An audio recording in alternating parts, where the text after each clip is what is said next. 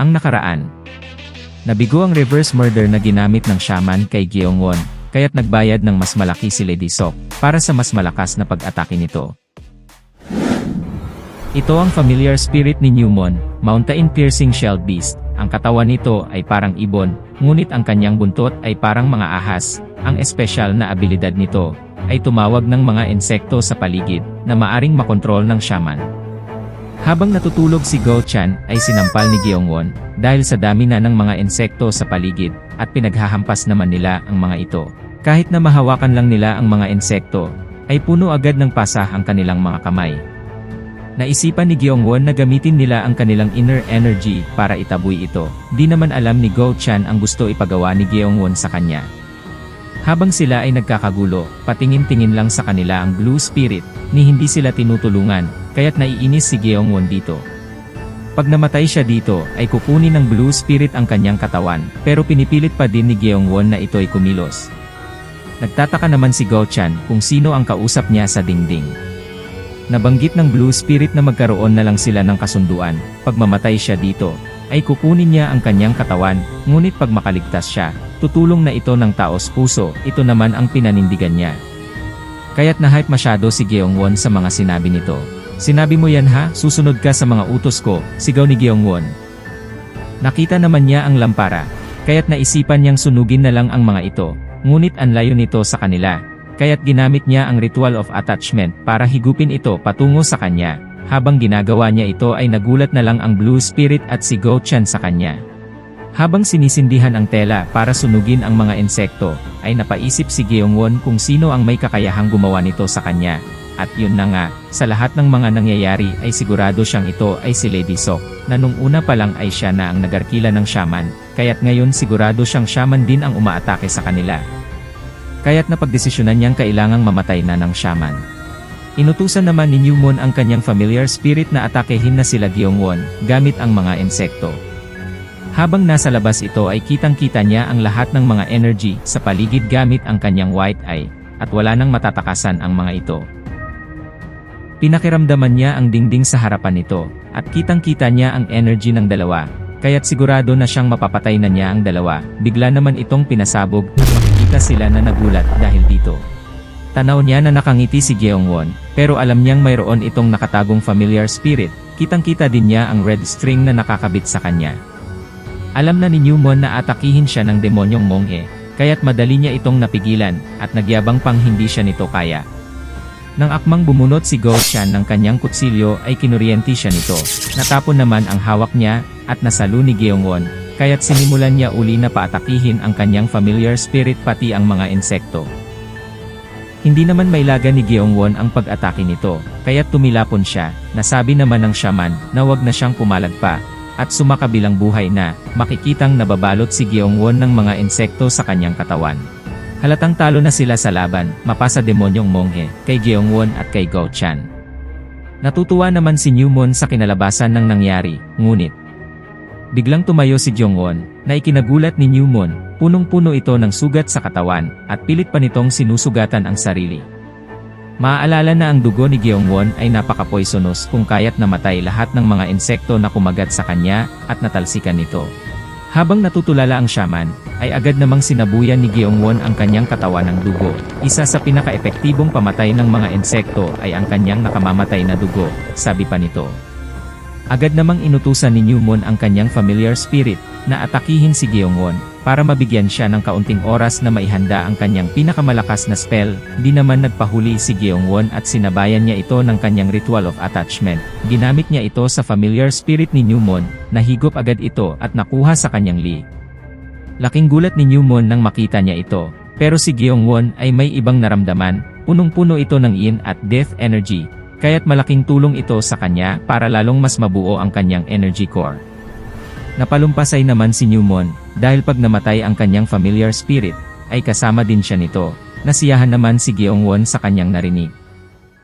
Sa mansyon naman ni Lady Sok, kasama niya ang kanyang guard at alila, ito'y nangamba sa mga nangyayari. Dalawa lang ang nais niyang ipagawa sa shaman, ang patayin si Gyeongwon at kunin ang secret arts manual. Kung di man ito mapasa kanya, ay wala nang ibang dapat na makakuha nito. Bigla namang nag-anunsyo ang kanyang guard na paparating na si Newmon, at mukhang napatay na niya si Gyeongwon. Tuwang-tuwa ang mga ito lalong-lalo na si Lady Sok at sa wakas ay ang kanyang anak ang magiging tagapagmana. At namatay na din ang kinainisan niyang si Gyeongwon. Biglang napahinto si Newmon na ikinabahala nila. Bigla itong sumigaw ng isang mensahe. Lady Sok, kami sa Phoenix Pavilion ay hindi kayang patayin si Mok Gyeongwon. Hindi naman ito nila inaasahan, kaya't napatulala silang lahat. Wala namang magagawa si Newmon dahil ito ang napagkasunduan nila ni Gyeongwon, ang expose si Lady Sok sa karamihan dahil pag namatay siya ay magpapadala uli ang Phoenix Pavilion ng bagong shaman para patayin siya. Pag isiniwalat ito ni Newmon ay kakalabanin na ng Phoenix Pavilion si Lady Sok at kasabay ng pagiging traitor niya sa kanilang organisasyon. At may pahabol pa siyang mensahe, huwag na itong mag-request pa sa kanila sa pagpatay kay Gyeongwon, inulit pa niya ng mas malakas. Nadinig ito sa buong Moksord Manor, kaya't biglang kumilos ang mga martial artist, at si Lady Sok ay aristuhin na nila, napansin ng mga kasama niya na papunta na ang mga ito sa kanila. Di naman siya makagalaw sa sobra-sobrang galit kay Mok Gyeongwon. Nang dumating na si Newmon, bigla nitong naisip na hindi na siya tatanggapin ng Phoenix Pavilion, at siya na ay isang traidor. Sa bintana naman ay naghihintay si Gyeongwon. Hawak-hawak nito ang kanyang familiar spirit na parabang nagbabanta na papatayin ito kahit na anong oras. Nang akmang kukunin na niya ito ay biglang may gustong itanong si Gyeongwon. Ang gusto niyang malaman ay patungkol sa mga spiritual beast, pati na din ang mga tao na marunong magkontrol dito. Habang siya'y tinatanong napansin ni Newmon na familiar spirit pala talaga ang demonyong Mongye, at hindi nito na-possess si Gyeongwon. Mayroon din siyang isa pang napansin, may mas malakas pang familiar spirit na nakatago dito, kaya siya ilabis na kinabahan. Bigla namang nagalit si Gyeongwon dahil hindi ito sumasagot, at parang wala sa sarili kaya sinakal nito ang familiar spirit ni Newmon. At hindi na nga ito nagpaligoy-ligoy pa. Sinimulan na niya ang magpaliwanag, mayroong 6 na klase ang spiritual beast, ang una ay ang ominous beast, pangalawa ang strange beast, pangatlo ang mythical beast, ang pang-apat ay demonic beast, at sunod dito ay ang sacred beast, ang huli at ang pinakamalakas ang divine beast. Naipaliwanag din ito, na kahit ang ominous beast lang, ay kinokonsidera ng small disaster, paano pa kaya ang mga nasa taas? Sa Phoenix Pavilion, 3 lang ang mga shaman na kayang mag-control ng mga spiritual beast at gawing familiar spirit. Isa na dito ay si Go, matagal na siyang kanang kamay ng kanilang Hallmaster. Pinakamalakas sa lahat ang Phoenix Hallmaster. Nasa tingin ni Newmon, ay may malakas na spiritual beast, at pangatlo lang siya. Napaisip naman si Gyeongwon kung ito ba ay sacred beast o divine beast. Sinabi naman ni Newmon, na sa legends na lang ito makikita, at wala na ito sa ngayon. Binigyan na lang siya ng shaman ng isang libro, patungkol sa mga spiritual beast. Napaisip naman bigla si Gyeongwon, na ang saya makakontrol ng spiritual beast. At dahil tapos na ang mga katanungan ni Gyeongwon, ay ibinalik na nito ang familiar spirit niya. At umuwi ang shaman ng luhaan. Napakaswerte ng araw ni Gyeongwon, dahil di lang niya napakulong si Lady Sok, ay nakakuha pa siya ng death energy galing sa familiar spirit ni Newmon. Sa pamamagitan nito, makakabuo na siya ng energy core sa kanyang katawan. At dahil din dito pwede na siyang matuto ng martial arts. Napag-usapan naman nila kung okay lang bang pakawalan ang shaman na ito. Bigla namang nagsalita si Gyeongwon na ngayon na ang kanyang pagkakataon para sumunod sa kanyang mga utos. Makikita si Newmon na nalulungkot para sa kanyang familiar spirit, at plano pa nitong maghiganti kay Gyeongwon. Ngunit ang hindi niya alam, nandyan na pala ang blue spirit, binulag nito ang kanyang mata, at nagpakitang nakalutang sa taas nito. Magsasalita pa sana siya, ngunit hindi na siya makahinga. Dito naman kay Lady Sok.